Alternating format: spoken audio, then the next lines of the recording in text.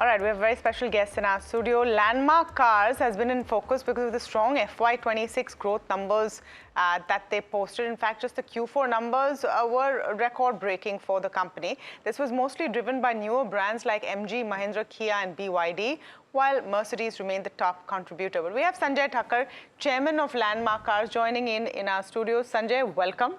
Great to have you here finally. We've been trying to make this happen for a while.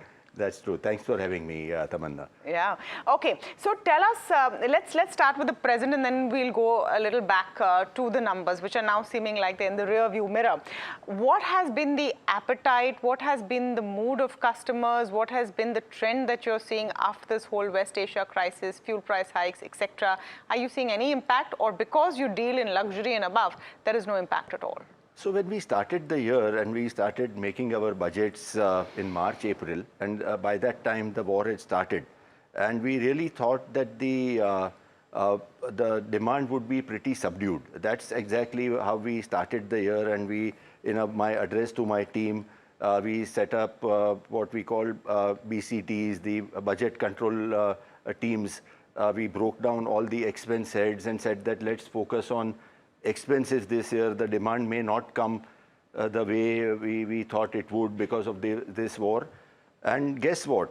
The demand is there. In fact, it's more than what we thought would be in the first 2 months of this year. But then it's good to be cost conscious and cutting costs irrespective. So this has happened. The other trend that we are seeing is that the fuel type, the demand for EVs is increasing. We have seen the numbers year on year, which is trending more towards the EVs. 21% of what we do, what we did in the last quarter was EVs. And I'm happy that we set up capacities for EVs. In 21%, so if you were to compare it with, say, the year before, what has the growth trajectory been like? So we had not reported it that time, but it would be a significant jump from what we had, because we added new brands like MG and BYD, which were not so relevant at that time, and the numbers are trending up for that. What are your hottest sellers? Because of course you have one brand which is 41% of your revenues, but are you planning to expand, and are you seeing traction coming in some of the other brands? So we, 1 in 6 Mercedes that is sold in India is by us. 1 in 5 currently BYD that is sold is by Landmark. So there are brands where we have a lion's share of distribution over there. We have kind of expanded with the brands. We have stayed loyal to them. The only thing that we have done in the last 2 years is that we have rejigged our portfolio. We were heavy with brands like Jeep, Honda, Volkswagen. They continue to be where they are, and their time in the sun will again come. But today the portfolio is Mercedes-Benz 40%, 20% is MG and Kia, and so on and so forth. Okay.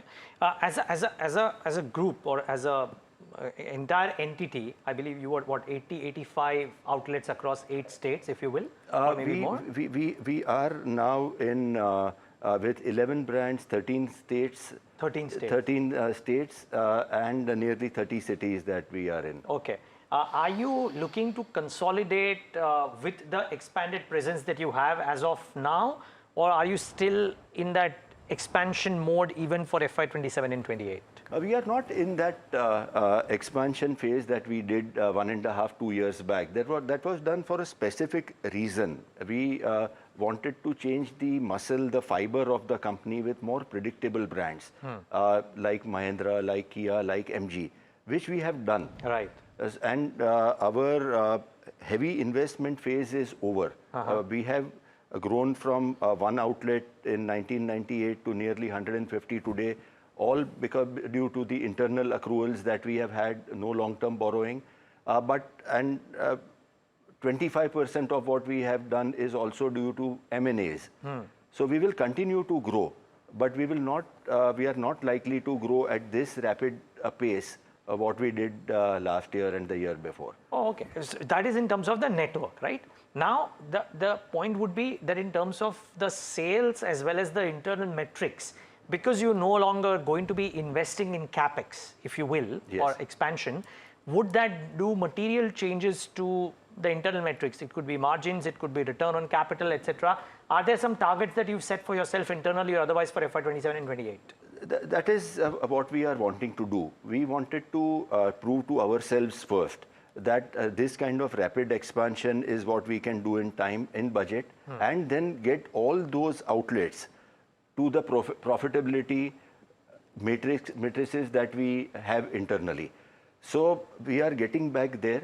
We had front loading of expenses. We have front loading of depreciation also due to the Ind AS accounting method that we have to follow.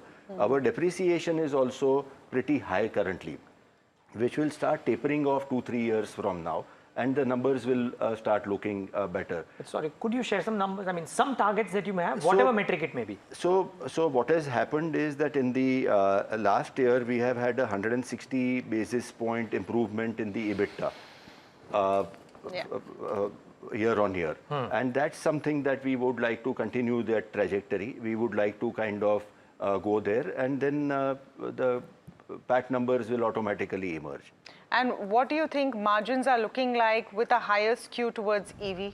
I know the growth has been large, and as this cohort of clientele starts looking at EV more excitingly, do you see any impact going forward? No, Taman, I don't see any material impact due to that. The margins that we make on EVs versus the ICE cars in selling is pretty much the same percentage-wise. And in servicing? In servicing, again, there is a kind of a perception a lot of people have that the EVs don't have service income which is as much as ICE. So that's exactly my question, actually. Let's kind of talk about it. So out of my service revenue, nearly half of it is accident repair. Okay. And accidents, globally, what we have seen is that the cost of repairing EVs, the accident repair, is higher than ICE cars. And let me give you statistics. I was reading a report yesterday that in America, the insurance premium for EV cars is 40% more than ICE cars. Now, that is because the cost of repair, accident repair, is significantly higher.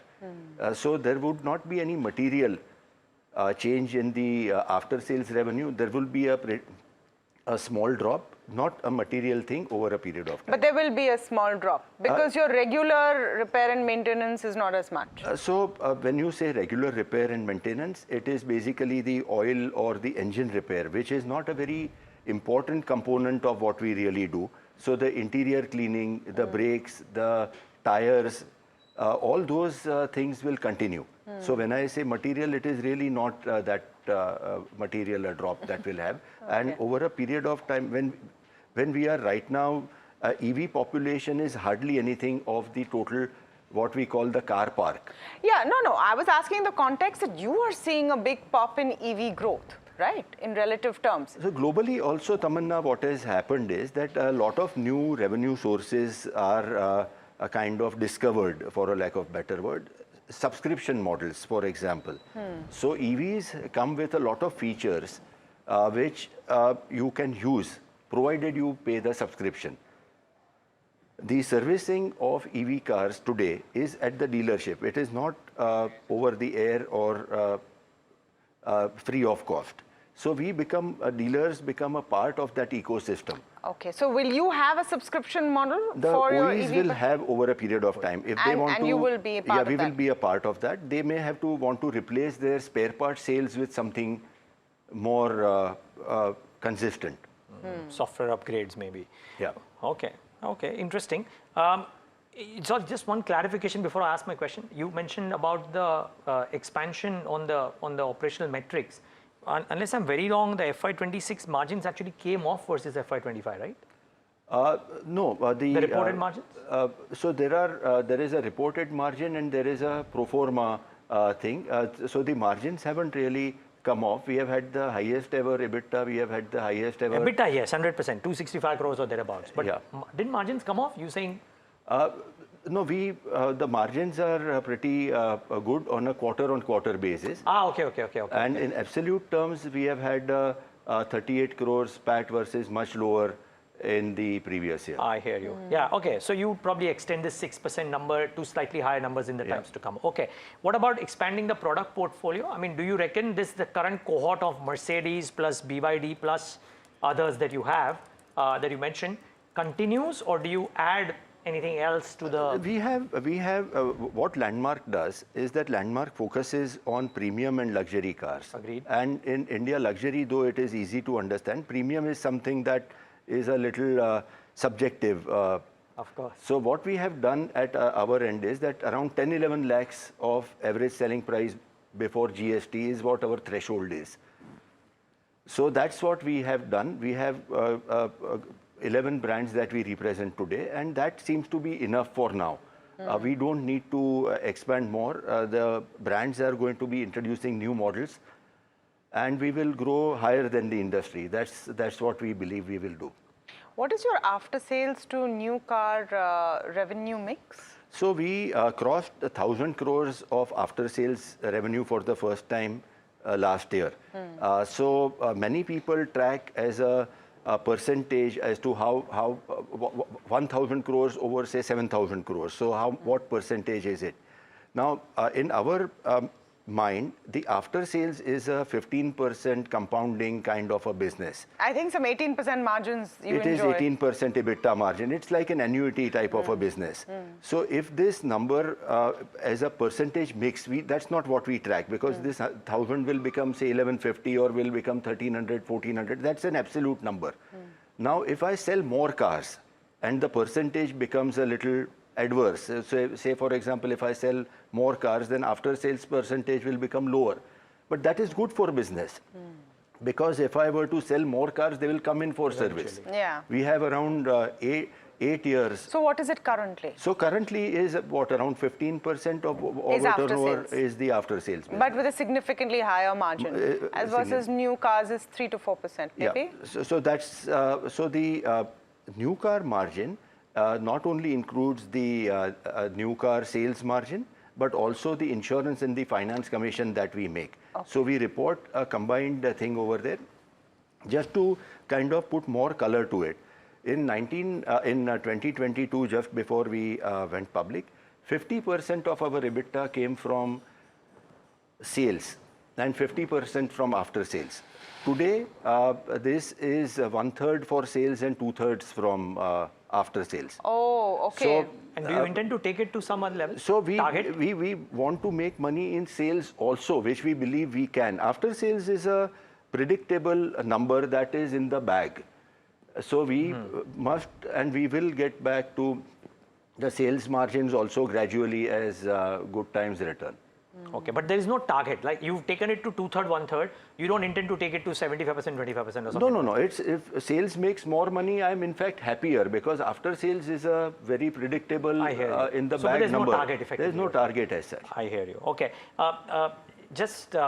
The other question is, you've grown revenues quite considerably over the course of the last number of years. Again, is there some number that you intend to reach to? Most companies have a 3-year, 5-year target. What would be yours if you have one? So the need for growing revenue is immense in our case. The brand portfolio that we had 2 years back, we were not growing with the industry. When the industry was growing, we were not. Now with a newer portfolio, we have got the growth back, and everything else is a subset of that. So if you have the turnover, you will have the EBITDA, then you will have the PAT. We are a percent. Globally, the auto dealerships work on 1.5 to 2% net profit margin business, and that's what we should be aiming at. Will you tell me which are your biggest growth drivers? Which brand is your biggest growth driver? So every year we have different things which happen, because this is a business where we get new cars and suddenly the growth, new models, but and they do well. Clearly you don't want to take any names. I can understand that. I'm married to 10 people right now, 11 people. Okay. Good luck All with the best with that. Good luck with that. Sanjay Thakker, pleasure having you here in our studios.